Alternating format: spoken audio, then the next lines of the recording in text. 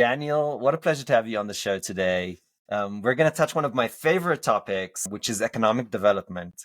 But I think a lot of our audience don't even understand what economic development are. So we're going to start at kind of ground zero. Um, what do you do for a living? What does it actually mean to be in economic development? Yeah, it's a great question. It's a question I get all the time, and my fellow economic developers get all the time as well. Um, in a nutshell, basically what we try and do is grow the tax base for either the local community that we serve or the state, which I worked for the state of Mississippi in the past, but ultimately create high paying jobs, high quality of life, and ultimately grow the tax base for the community. Bring in companies, whether they're manufacturing, industrial, or retail, commercial, that really help communities thrive. We try and go with a holistic approach, very strategic approach to make sure that the companies or the businesses that want to locate to an area are the right fit for for the location and for the area. And so it's really more of just trying to make our communities better one day at a time. The hard part is it takes years to really build a strong community in that way. And so trying to be invested in the community with your family, being local to the area always helps. So you get an idea of what the DNA is really like for a community. So ultimately, it's just creating jobs, providing opportunities for people to have great companies to work for, great quality of life, great restaurants to eat at, all the above. It's a fun and challenging workspace, I say. I love that. And you mentioned that being native is a plus, helps you, and you are born and raised. Tell us a little bit about, what you love about Mississippi and your job, how that kind of personally affects you. Yeah, so I grew up in Jackson, Mississippi, and Jackson sometimes gets a bad rap, just with stuff that's going on. You can see it in the national media, but really, what Jackson is and where Flowood is now, where I currently live, which is across a river from Jackson, is just it's a close knit community where everybody knows everybody, even though it is a large metro area. There are connections that go beyond working with one another. It's families that play sports against one another, that they work in the same offices, that they go to restaurants together. It's kind of just the same heartbeat. And when things go wrong, such as whether it's natural events that take place or there's just a need in the community, everybody rallies together in Mississippi. We don't have a lot, I'd say, of financial resources. We aren't the most wealthiest state in the country, but we have each other's backs. We fight for one another. We care for one another. We don't see racial lines. We don't see any type of any bias. We just take care of one another because it's who we are. It's what we've always done, and we try and make the best of every opportunity that we have. When I worked for the state, we always use the line that we punch above our weight. We're not the biggest, we're not the strongest, but we're going to fight for what we believe in. We're going to fight for what's right and for what we think can help move our state forward. And we do that by taking care of each other. Doesn't matter where you're from in the city or where you're from in the state. Mississippians are going to take care of Mississippians. I love that. I mean, it feels like in different places in the States, you can live next to somebody, you have no idea who they are. So that sense of, being neighborly is something that we've lost oftentimes. I found it magical that there are these communities that are kind of embracing those values. It's absolutely delightful. I want to drill down, with your permission, into, you talked about creating jobs. What are the tactics? How does a organization go about creating more jobs for the local community? At first, I think it's understanding what the local community has at its disposal, whether that's workforce, whether that's property, whether buildings or land. But then understanding what is that community going to look like in the future? In 20 to 30 years, what do we have going for us now that we can build off of? What do we see coming down in the future that we could really have an impactful relationship with? Um, for example, I had lunch today with a National Guard member. He works for Mississippi National Guard. They're located in Jackson, and we discussed what does it look like to partner with the National Guard and companies that are in Flowwood to create a workforce pipeline. The National Mm. Guard is going to train those employees, and it's going to be pretty much those employees are going to learn how to do their jobs and get paid at the same time. Well, what happens when they transition out of the National Guard? What kind of skills do they have, and how can they use those skills that they've learned in the National Guard and translate that into the private sector? And so, connecting National Guard with companies is really an idea that we thought about working on in the future. But truly, just understanding the DNA of a community, being on the ground, and saying, for example, Flowwood is a hotbed for a medical corridor. We have numerous hospitals. What is technology going to look like as medicine advances? And how can we be ahead of the curve and maybe look at technology companies that help advance medical sciences and really tap into, well, those jobs, you'll need scientists that we can tap into our university system and say, hey, we can see these jobs coming down the pipeline. Can you create programs that cater towards science degrees or scientist degrees and engineers, and start with the workforce and then grow from there. And hopefully in the future, if we continue with partnerships and alliances, then we can really grow in a specific corridor of technology, but create a foundation that allows us to build off what we have. So it immediately comes across that economic development is incredibly complicated. You're trying to, on one hand, bring employers, new companies to the region. On the other hand, you're trying to upskill your employees. You're working closely with academia in order to create future skills. Um, but on the other hand, the question that comes to mind, well, where are you going? How do you know? How do you decide what is the vision of the future? Example is our mayor here in the city of Flowwood. He's been mayor since 1989, Oh, and wow. he's retiring in June. He's tired of dealing with the politics of it, but he has been a phenomenal mayor. He's one of the longest tenured mayors in the Wow. entire state, and he gets things done. And he mainly he talked to me about the foundation of having a successful city, a good city that people want to come Mm. to, and that revolves around safety, making sure that if people know that they're going to be safe, then they're going to most likely want to move there, or they're going to locate a business there because they won't have to worry about crime. We also have the lowest taxes in the entire state. We haven't raised taxes in 30 years, Oh, wow. and so that's another draw. And so we try and create this ecosystem, this environment for people to say, like, okay, well, we know we're going to be taken care of in our permitting. We have the fastest permitting time in the state, whether it's a business or industrial or whatever it is. So we know if we can get people that understand all of the beneficial factors of locating to Flowwood, and they we start that relationship, we can understand that they're going to tell their friends. So then it comes to a point of, okay, well, for example, the hospitals and medical, uh, that was a dream of ours. We wanted people to stop in Flowwood and get taken care of. But then once that started, we got those restaurants, we got those hotels, we got the schools that started to pop up. And so the vision was is let's do things the right way up front, and the right companies, the right businesses will follow.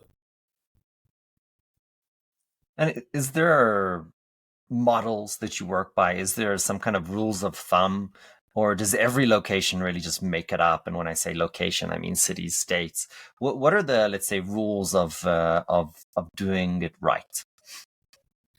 I think it's honestly communication and transparency with the public, and recognizing and listening to feedback from constituents inside the community. Uh, for example, sorry, I'm using so many examples. It's just helpful to No, it's great. clearly define is pickleball. They haven't been as familiar with pickleball in a long time. And uh, the people that have been, they came to us at leadership and said, hey, y'all should really invest into some pickleball because y'all would bring in a lot of people to Flowwood. Mm. And we are like, okay, what does that look like? We did some research on it. We transformed a few of our tennis courts into pickleball courts. Well, there ended up being 150 people out there every single night trying to play on Wow. 4 pickleball courts. And so then the pickleball cohort came to us and said, this is amazing. Is there any way that we could have more? And we said, okay, let's look. And so we looked at another park in the city. And long story short, we're building currently right now, we're building 18 pickleball courts. Oh, wow. We're converting the old pickleball courts back to tennis courts. Mm. We're going to have a pickleball complex. Mm. And so we're going to host hopefully national tournaments. I was on the phone with USA Pickleball a few days ago, trying to get it sanctioned. And then that way it's a quality of life aspect. But we wouldn't have known that if we hadn't listened to the public. We Mm. hadn't listened to that feedback. So I think that's one is to understand your community and what they want in one sense. But I think in another sense is to it goes back to safety. It goes back to providing resources for schools to thrive, whether that is giving them money by not taking away with the legislature, going to the legislature and fighting for the community, and not just if they say no, don't just turn around and go back. Keep fighting for it. We're trying to expand our highway that runs through the middle of Flowwood, and at first, the Mississippi Department of Transportation was kind of like, I don't know if we can make this happen. But we just kept pushing. We just kept saying, like, this is a safety hazard. This is a need in the community. And we're widening our highway to 6 lanes to help with school traffic. So I think there's a lot of things that our current mayor has done right and our aldermen have done right. But ultimately, it comes down to putting the people first. Instead of their own political agendas, it's really putting the people of Flowwood first, the people of Mississippi first, understanding that that's what's going to help long term. Yes, we get a lot of negative feedback. People don't like certain things, but what is ultimately the best decision for Flowwood when it comes to decision making? Not just for one person, not for a group of people, but the entire city as a whole. In we talked a little bit before we started recording, but I asked the question, and everybody's safe in Flowwood. We just had a natural disaster, so that was great to hear. Very happy to hear. But I want to dig into that a little bit more, and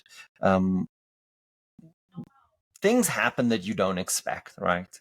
And it can be anything. Like, just because we had a natural disaster now doesn't mean that's the next thing that's going to hit. How does economic development think about risks?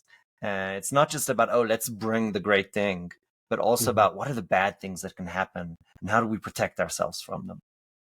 Yeah, absolutely. We prepare. We try and prepare for every possible scenario, whether that's a tornado or a flood or whatever it may be.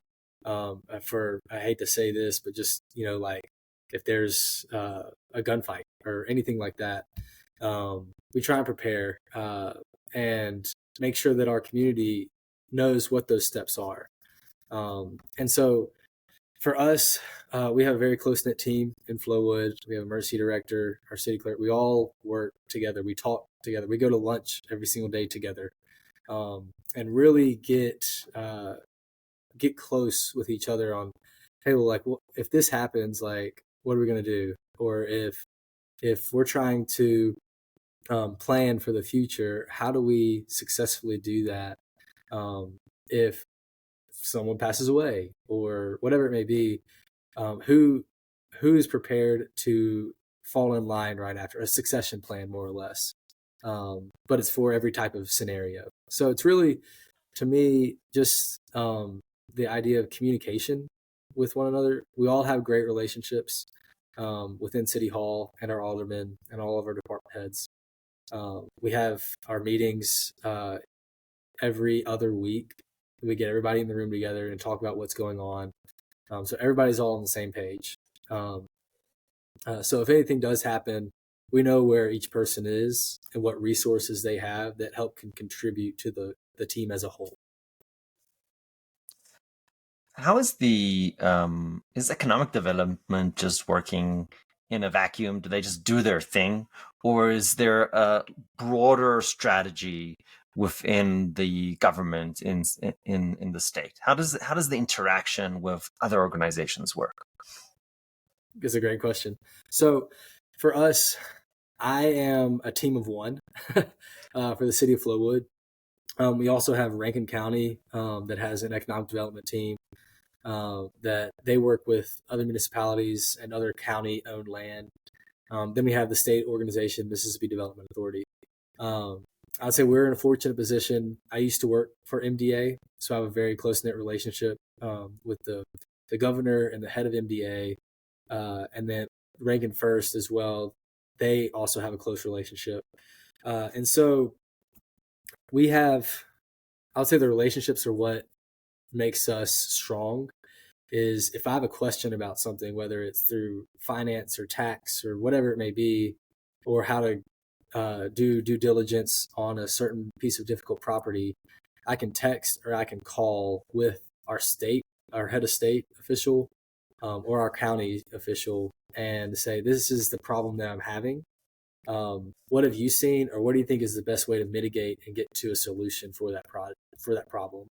And so there's a lot of texting, a lot of communication, a lot of calls, and emails back and forth. Whether the state gets a lead on a project first or whether we get a lead on a project first, we immediately let each other know and communicate that way so that I can get the resources I need in place and the state can work on getting their resources in place and say, okay, I'm going to get our city attorney prepared for this. Y'all can get like the financial calculations of what it's going to cost. So that's what we work on. And then going with workforce, we have Accelerate Mississippi, who's our state workforce arm. They do the connections between career coaches and high schools and with the universities and with the municipalities to make sure that there is a pipeline of workers. If there is a project to locate 500 jobs, then we can work on that at the same time as we're working on the other scopes of the project. Amazing. How do we bring our workforce along on this journey so we're ahead of the curve as opposed to behind the curve?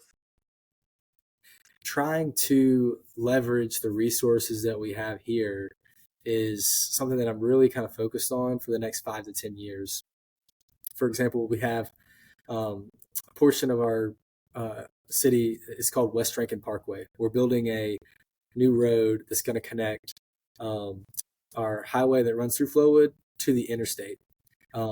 It's about 1.5 miles long, and it's currently under construction. But it is right next to the interstate corridor of I-55 that connects New Orleans to Chicago, and I-20, which connects Dallas to Atlanta. It's the intersection of both those interstates. So it's a huge opportunity for us to leverage that logistical location and transportation corridor with something that could be transformational for the entire state. One of our congressman, Senator Roger Wicker, he is the chair of Armed Services, and he's also on the committee for Commerce, Science, and Transportation. And so how can we use his power, I guess, in Washington to work on that technology corridor that I kind of envisioned in my mind? How can we use the National Guard to leverage their engineers and their kind of network of workforce to talk about AI? We're getting Amazon. We're getting data engineers here in Flowood or here in metro area. How can we use this momentum that we have and push that into the future and talk about AI. I use AI in what I do, but I have a fear that, and I feel like I'm correct on this, but a lot of Mississippi doesn't know what AI is because they're either scared of it, they just ignorant about the uses for it, or just don't understand what AI is. And doing that education piece for the whole state, and then leveraging that with the resources that we currently have. My goal is to make Flowwood a technology hub. We have medical here. We have a lot of we have four um, headquarters, national headquarters and international headquarters here in Flowwood. How can we tap into those businesses and um, and use technology to boost the entire state? I heard an economist once talk about what is the greatest force that is driving equity and equality throughout the ages. And, I was expecting that it would be, all these movements, right? Because that's what we think about. But he said something really surprising. And obviously, he's looking at this from an economic standpoint. But he said it's technology. And then when you start to think about it, it's like, oh, that's right, because the printing press did revolutionize and redistribute. Um, and then, the internet, and then, mobile phones. And it's like these are huge shocks that just shuffle the cards and allow people to, to take themselves to new frontiers. So it's such an interesting topic, in my opinion. I was just talking to one of my friends, and she was like, "Oh, I'm so frustrated. I'm trying to write this out." I'm like, just dump all your ideas into ChatGPT and write the following prompt, and say, rewrite this for grammar. Just dump everything that you think about this topic and then have it rewrite it for you. And I said, look, this is not plagiarism. This is all your ideas. It's all you. You've just asked, ChatGPT to rewrite it so it sounds and looks good. And I showed her how I do this live, and she was like, "Oh my God, this is amazing." And it's so easy, right? As opposed to other technologies that you kind of need to wrap your head around. You just speak English to it, right? So it's such an opportunity, I feel, for to put that fear away. AI Yeah, is not, it's not general AI, that it's not like a human that can think and take over the world. It really is a statistical model that knows how to do really cool stuff. So I think those fears of the Armageddon in our future, they're going to happen, but they haven't happened yet, and they're not here right now. It might be 10 years, it might be 100 years before we have general artificial intelligence. But what we have now is really sophisticated statistical machines. I think that's worthwhile, understanding. We're just using math to do really cool stuff. yeah, So it's such an exciting area. you're exactly Daniel, right. Yeah, I wanna ask you one, start to wrap up and ask you, if I may, with your permission, ask a personal question. yeah. Um, what was your proudest moment throughout your kind of career, and also non-professional stuff? What do you kind of brings you comfort when you think about your community? Yeah, absolutely. That's a great question. I appreciate you asking. Proudest moment of my career. Uh, there are times when I work for the state, and it's not really. I wouldn't say it's one specific moment, but it was those moments where you would work with a company. This is for an expansion project. You would work for a company in a rural part of Mississippi. These people barely have a high school education, if that. And you go into this manufacturing plant, and they don't know who you are. They don't see where you're from. But you go in there and you work with this company for months, and you get a deal done where it's going to increase their salary, their workers' salary, and it's also going to increase jobs for those communities and for those people uh, in that manufacturing plant. And then you go back, and after the deal is complete, the announcement's made, and then you go back and you see the same people again, and you hear their stories. They still don't know who you are, but you just sit there and talk to them, and you sit down at the lunch table or wherever, and you talk to them. And it's like, well, like, tell me your story. Like, where you from? And they're like, oh, well, I just got out of prison and I was just looking for an opportunity, or like, I didn't have a home, and now that like I'm working at this job, I can provide for my two kids, or I can provide a house over my head. I can look forward to the next day because I know I'm going to have money coming in. It's stories like that that as I worked across the state, it was just really remarkable to see that uh, the opportunities that other people may not have, and then they get those opportunities and they make the most of it, and then they're able to provide a better life for their kids that they didn't have. That's what has been so enjoyable, and just like it's a beautiful thing to see. And it really keeps me going and motivated every day to provide that for my kids. So like on a personal note, like for me, like I want to see if my kids, I have three small kids, a 5 year old, 3 year old, and 1 year old. Um, if they have the opportunity to stay in Flowood and work and raise a family, I want to provide them the best opportunity possible, that they can do whatever they want to do. They can be whatever they want to be right here in Flowood. If they go off to a major market such as New York, Dallas, Nashville, wherever it is, they know that if they want the opportunity to, that they can come back and have a life that they would be proud of back at home. So that's what kind of fuels me, lights a fire under me to get up and get after it every day, is to make sure that not in 5 years or 10 years, but the next 20, 30, 40 years, that my kids and my grandkids have opportunities to be successful, to be proud of where they're from, and ultimately change the world however they see fit. Mhm. Daniel, thank you so much for sharing that. It's kind of delightful. I mean, many of us work in things that are going to have, probably no impact. So we sold an extra, whatever, 10% widgets, like who cares? But having the opportunity to really impact a local community long term, that is on the one hand delightful, but on the other hand very difficult, because you many times don't see the value of your work, and it takes a long time for it to manifest. And these are very long projects, so it's both a challenging environment, where you don't really get the accolades, right? People don't know who you are. So I kind of have this thing. I think that economic development, they're really in their own way the heroes of the community, fighting for its growth and success. But I feel like many times get more criticism than accolades, unjustly. So I want to say thank you, Daniel. What an absolute pleasure.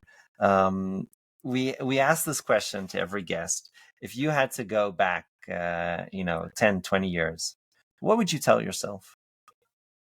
Oh man, I love that question. Um, let's see. Uh, Probably, There's never a guest that isn't stumped by that. Like everybody needs a moment. yeah, yeah. It's a good question. For me, it's fight for what you believe in, and take care of everyone. Treat everybody the same. That's what I try and do every single day, no matter where you're from, no matter what you've gone through. Make sure that people feel loved because you are loved, um, and don't let anybody tear you down. Believe in yourself, because if you don't believe in yourself, how can someone else believe in you? Um, and so, yeah, I've had a whole life transition. This is a little off topic, but 15, 20 years ago, my life looked completely different. I had a tragic life event occur, um, and I wouldn't change it because it made me who I am today. It made me who I want to be, and it shaped my life. And so, um, just fight for what is right, and always remember that you're loved. And I hope people hear this and recognize that they are loved, and to never stop caring for yourself. I love that. Daniel, thank you so much for your time today. I appreciate you. Thanks, Ari. I appreciate you, man.